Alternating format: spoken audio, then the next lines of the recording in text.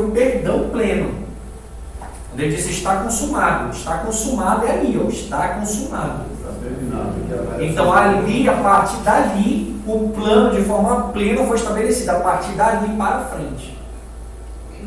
Então por isso que Jesus, boa parte das palavras dele, algumas delas, ele usa muito o Antigo Testamento. Ele cumpriu vários detalhes do Antigo Testamento. Vamos voltar para o texto aqui, né? Então as regras básicas, 1, 2 e 3. Pode subir. Regras diversas da interpretação. E aí, eu volto para o capítulo 11 e 15, que nós não estudamos, mas exatamente porque faz um resumo, olha só.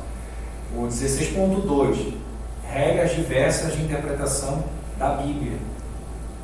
Os capítulos 11 a 15 deste livro, os capítulos anteriores, abordam 5 regras que tecem alguns comentários explicativos. São elas: a Bíblia interpreta a Bíblia, nós já falamos.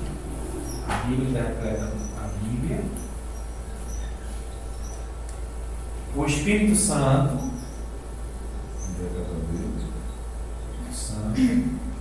O próximo aí. O escravo de Deus. O escravo. O próximo. Escravo de Deus interpreta a Bíblia, né? Estudar a Bíblia, conversando com Deus. Conversando com Deus. E a Bíblia ajuda. Julga a experiência humana. Isso. Mas essa expressão não pode julgar. A experiência humana não pode julgar a Bíblia. Experiência Humana. Bíblia julga a experiência humana.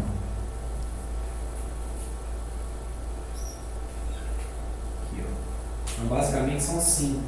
Esses 5 que estão aí, ó, é em cada capítulo, só para deixar claro. Capítulo 11, o que o capítulo 11 fala? A Bíblia interpreta a Bíblia. O que capítulo 12 fala? O Espírito Santo interpreta a Bíblia. O que capítulo 13 fala? O escravo de Deus interpreta a Bíblia. Então, praticamente, nós vamos estar no capítulo 16 remoendo de novo. Por isso que eu já fui logo para o 16. Para ficarmos remoendo, porque não sei se os irmãos perceberam, mas tem muita repetição no conteúdo. Então, para a gente já ir no alvo, eu já pensei que a gente entrasse pelo 16 seria melhor. Então, ó, como nós falamos ainda agora, percebe que eu já falei sobre a Bíblia, interpreta a Bíblia? Palavra. Já falamos também do Espírito Santo. E aqui é sobre o escravo, o 3. O 3 escravo tem uma expressão chamada doulos, que é uma transliteração do grego. Essa expressão, Paulo diz assim: eu, servo de Cristo. Essa expressão é uma expressão de escravo, né? Doulos.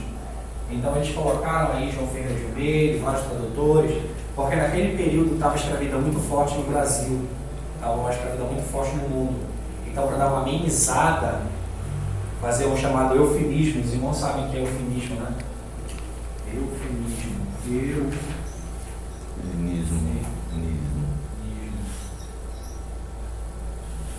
Eufemismo é: a pessoa é cega. Assim, a pessoa tem uma deficiência visual. Então, estou fazendo um eufemismo. Então, na tradução, quando eu faço uma tradução que eu vejo que tem um problema cultural, isso aí é um problema também. Se está escrito na escritura, tem que traduzir como está na escritura. Lembra da questão da tradução? Tem a tradução do texto crítico, enfim, do texto majoritário? Pois é, nesse período assim, eles veem algum fato, não, a gente não vai colocar isso aqui porque vai dar um problema e tal, vamos trocar.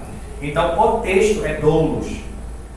Eu, Paulo, doulos. Eu, Paulo, servo, que colocou, né? Mas é eu, Paulo, escravo de Cristo. Então, por que escravo? A ideia de escravo, a pessoa pode perguntar, não, mas a ideia de escravo, ela não dá uma ideia de obrigação e sem opinião.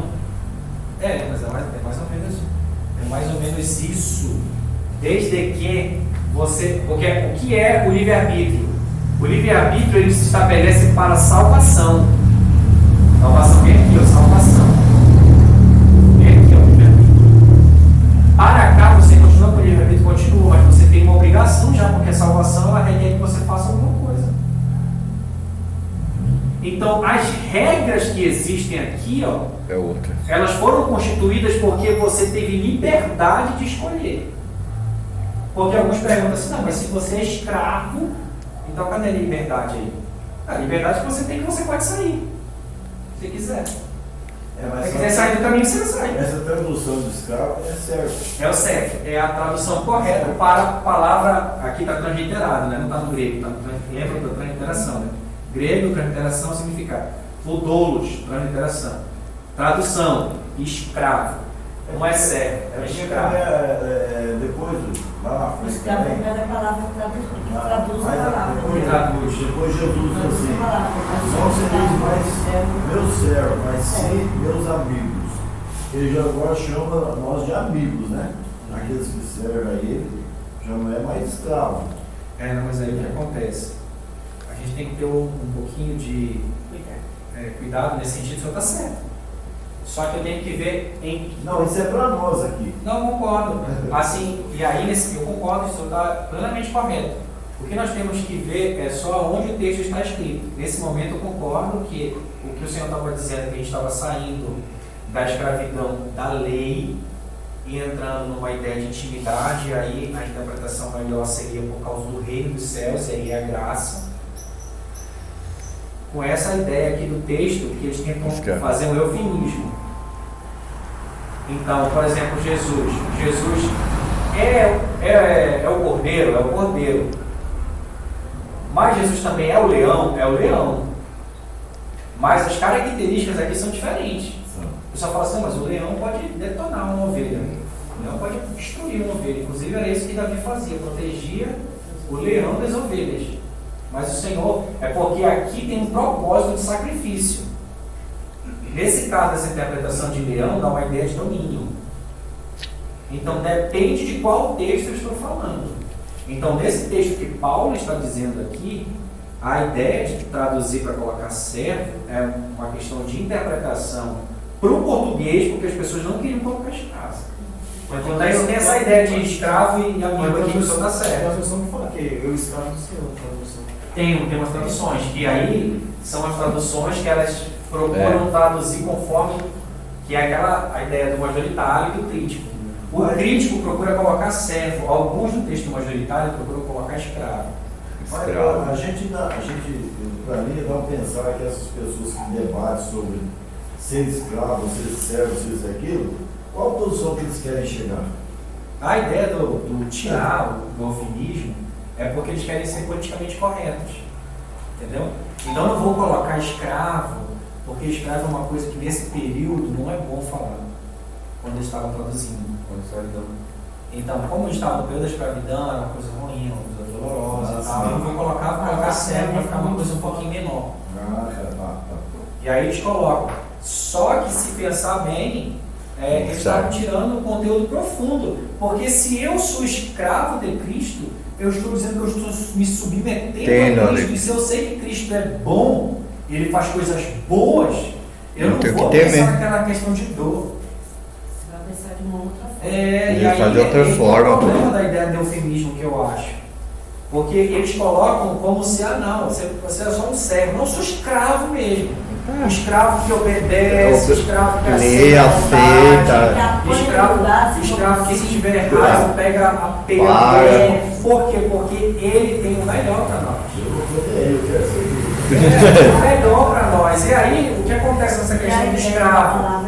A ideia de escravo não é uma ideia de que você está lá fora e você vai ser livre quando ele fala escravo aí. Ele fala, ou você é escravo do Senhor, ou você é escravo do pecado. E aí, são dois tipos de escravidão. Não é uma escravidão e uma liberdade, como aparenta, né? Porque você é escravo de Cristo, pro outro lado é livre. Ele não faz escravo do pecado. Tá entendendo? Não é o oposto, é igual. São escravidões iguais no sentido da palavra, escravidão. Um oposto mas ao no outro. sentido de conteúdo oposto. É absolutamente diferente. Aquela escravidão do pecado é da minha natureza, que eu quero me envolver na minha natureza, como Cristo falou, que a gente tem que negar a nós mesmos. E esse caso aqui da escravidão é aceitar a vontade de Deus. Então, quando alguém diz, você é escravo de Cristo, ele falou, sou escravo de Cristo, mas não porque você é livre, mas porque você é escravo do pecado. A relação, ela não é oposta, a relação é similar. Ah, Na tá. verdade, você escolhe ser um escravo melhor. É, porque Você é escravo de qualquer forma.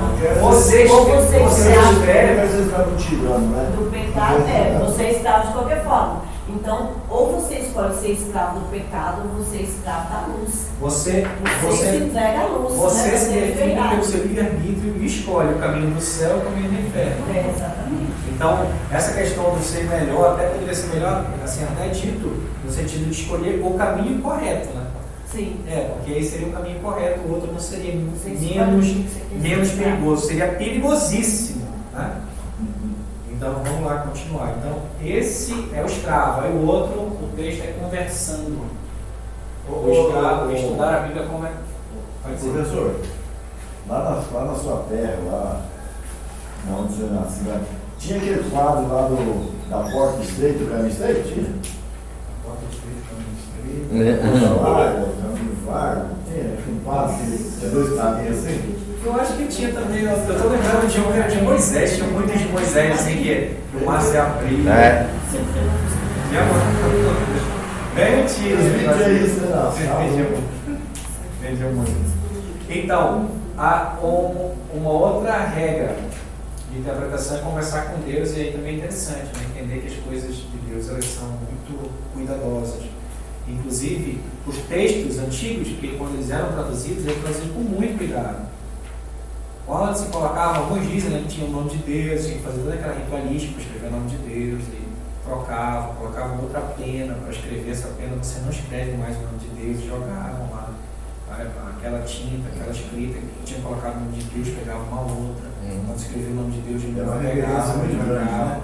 Então, eles tinham uma reverência muito grande, por isso que tem essa história da tradução, do pronúncio, com o nome de Deus, por todo cuidado. Então, nós, quando tivermos uma escritura também, tenhamos um cuidado, uma reverência de buscar a Deus, entender a vontade de Deus, compreender o que o Senhor quer falar para nós. E o último é a experiência humana. Isso é muito interessante, porque essa ideia de que a Bíblia julga a experiência humana é exatamente a definição do etiquetamento. Foi aquilo que a gente estava conversando na última aula. Não pode. Você não pode dizer que está acontecendo isso com essa pessoa, o ímpio. Por que você não pode dizer? Não, você não pode dizer porque você está julgando a pessoa.